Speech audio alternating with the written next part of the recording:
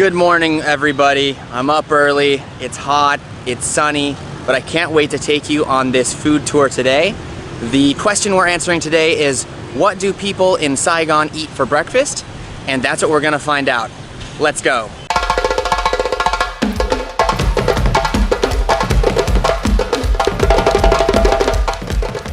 We're starting today's Saigon breakfast excursion with Bon Kun. A thin layer of rice flour is added to a steamer to create a paper-thin rice flour pancake, which is then stuffed with minced pork and mushrooms and rolled up into a tight bundle. After rolling perfectly, our street food lady cuts it into bite-sized pieces ready to be topped up with the cursory mystery meats, sprouts, fried onions, and basil. We serve alongside some hot chili paste turned into a sauce by adding fish sauce. Once everything is in place and the chopsticks are at the ready, we are ready to tackle this. Alright guys, so the first thing we've got here is Bon Kun. Here it is. Hope you guys can see it. And let's go for a bite.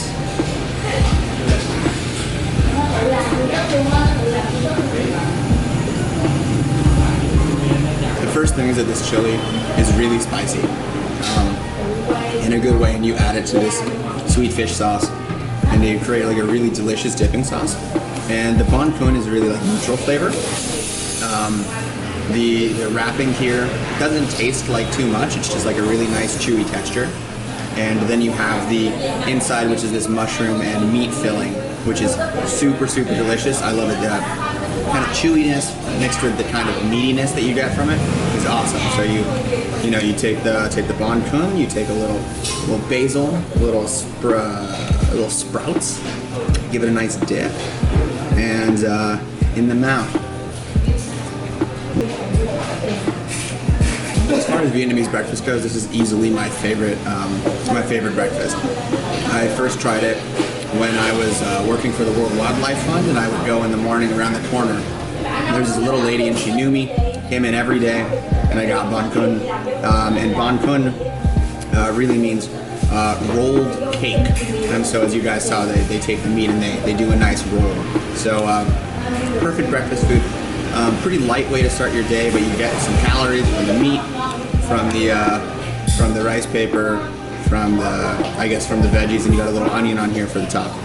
You're talking about a savory breakfast. Easily the best one you can find out here. I love it. Cheers to Bon Kun, guys. One funny thing about Vietnam is you'll get a lot of meat that you don't really know how to identify. Maybe Vietnam and Germany have this for kind of like in the same way, because in Germany you also get a lot of like mystery meat, you know, like what's it made from, where's this meat coming from, and it's kind of the same thing here. So this kind of, it could be pork, it could be chicken, it's like a processed meat product, no idea what it is, but actually really good. Delicious.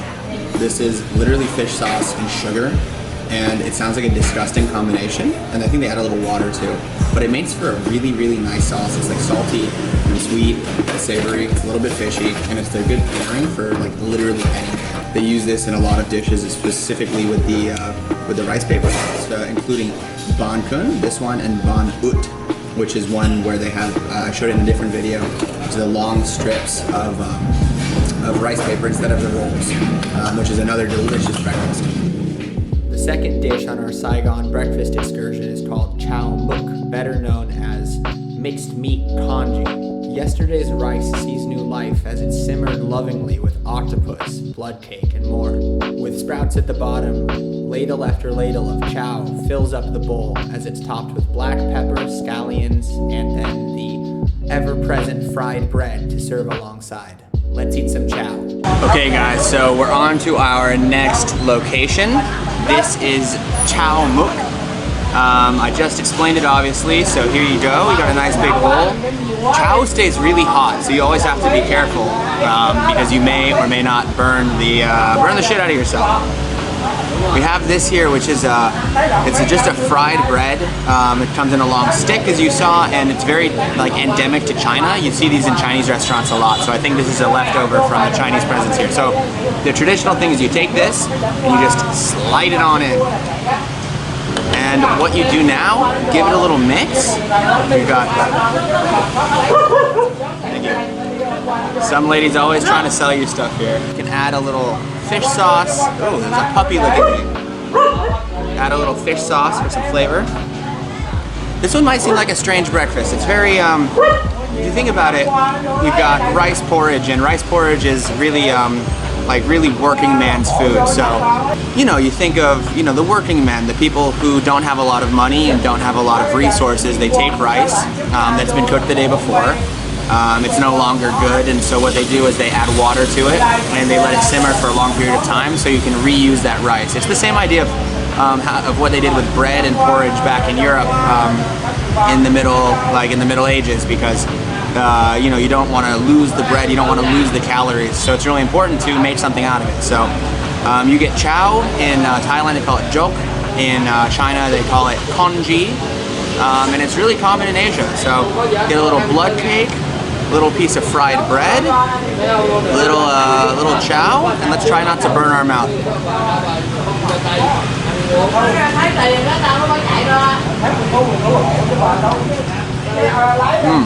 Really, the addition of the ginger and the scallions on top really gives it a lot of brightness. Otherwise, it would be a bit bland. So that's why you can add, of course, you have your chilies, you have your lime, you have your fish sauce. But if you're talking about cheap breakfast, this is 23,000 dong, which is less than $1.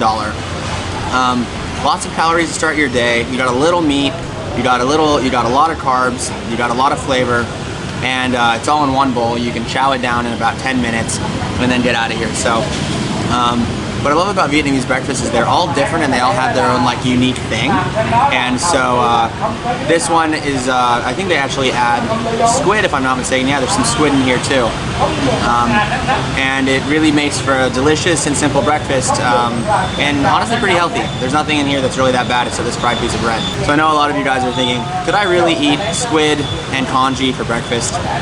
The answer is yeah, you just get used to it.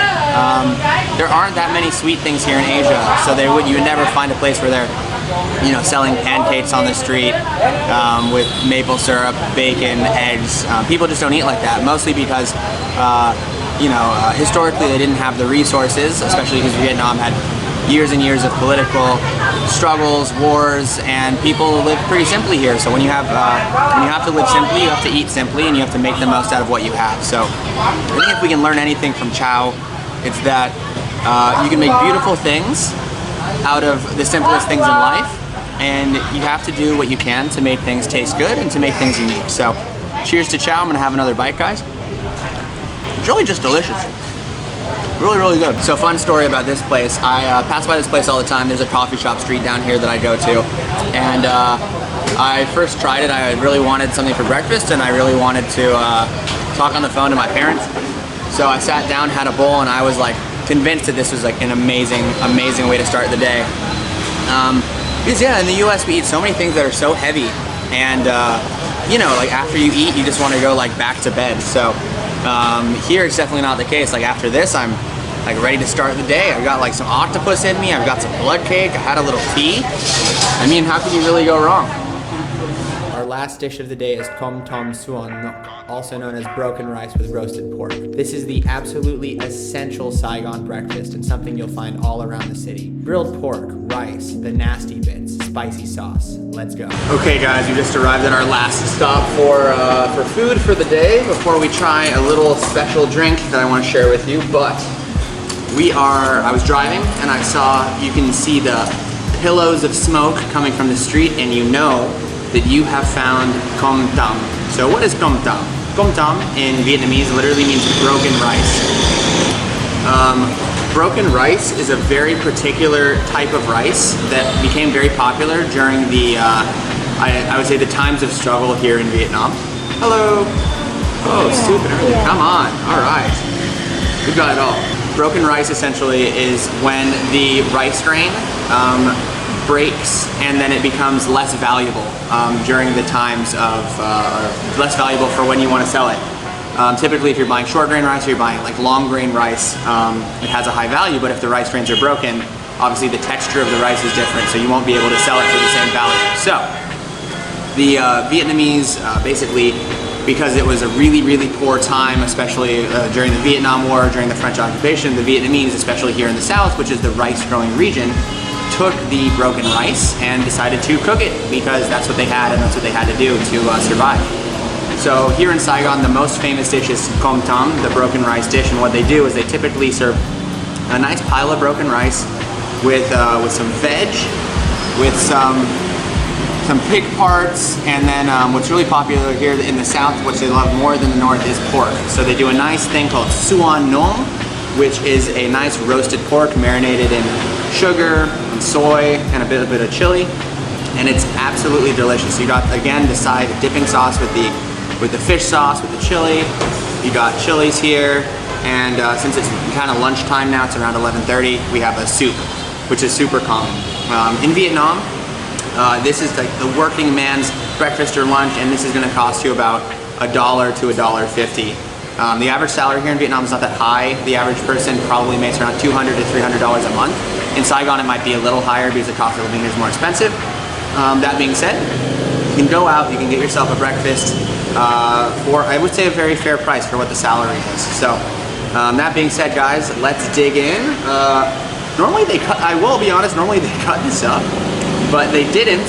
So I'm gonna have to attack it like a caveman, which, you know what, I'm pretty okay with.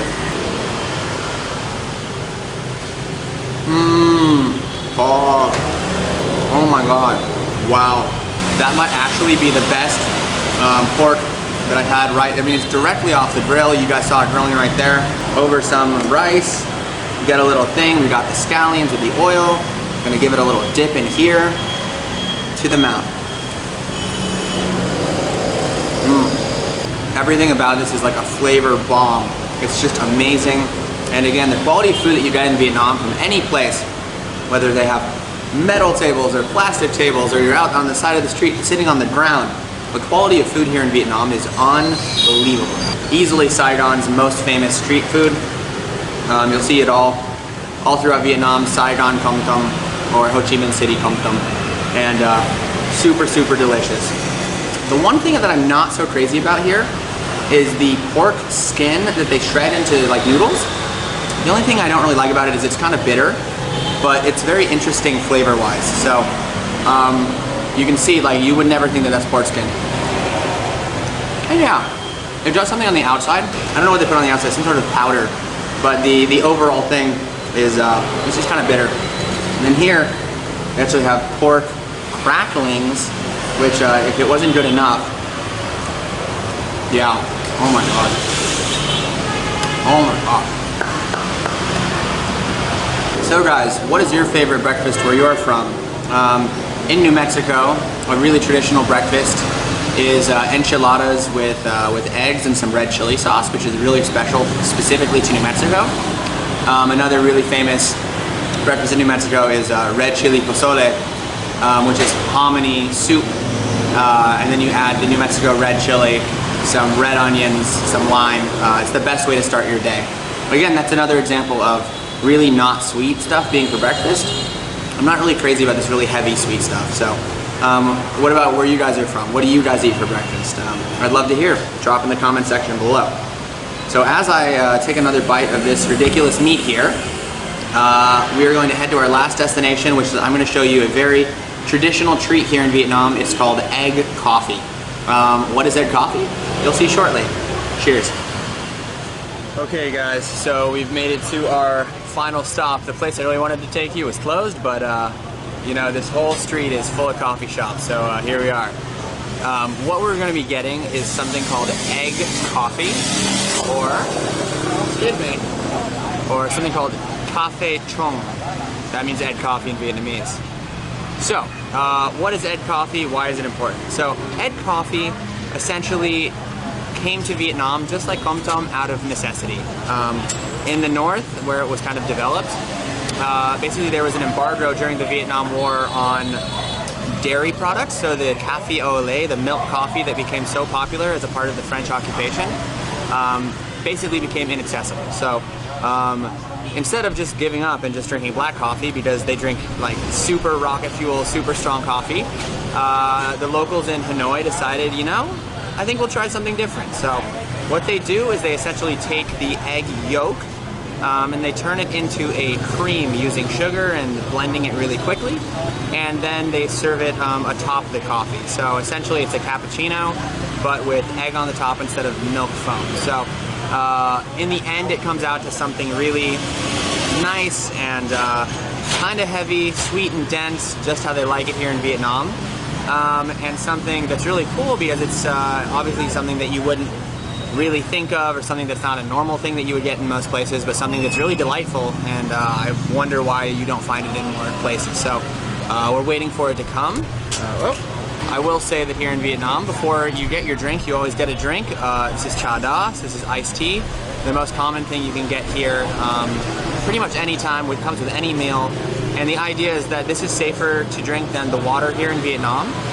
So most people, what they would do is they take the tap water, boil it, put it with tea, and then use ice. And so now it's not so much the case because bottled water is really available. But in the past, it was really hard to find good quality water here because of the, obviously it's a developing country and that's an issue. But now it's kind of like a remnant. It's a nice thing to get. Always refreshing, always tasty. Yeah, and it just tastes damn good too. So as I've said before, coffee culture in Vietnam reigns supreme. Right now we're along the canal, and I kid you not, there are probably 150, 200 coffee shops within like a 3 or 4 kilometer stretch on either side of this canal. And of course it's a remnant of the French being here and the French coffee culture that's so famous in cities like Paris or Marseille. But that being said, the Vietnamese have taken it to really a new level and a new height. And it really kind of is the one place in the city where you can escape and have some relaxation, some quiet, some shade, away from the hustle and bustle of this really crazy metropolitan city. I'm sure you guys can hear the noise in the background. It's busy here, it's busy, and people need these coffee breaks. They're really important for keeping some sanity in the city. All right guys, I've just gotten the Ed coffee.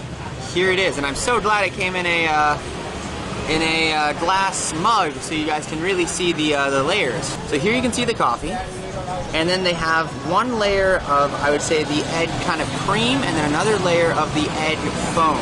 So here you guys can see. And one thing I will say that is kind of funny before I tuck into this is that you know, Ed Coffee, as I just said, was one of the first things that was really, you know, it was built out of necessity. And now it's the most expensive coffee on the menu. Because many people find it trendy and stuff like that. So, this is the Ed Coffee. Here we go. We're gonna give it a shot.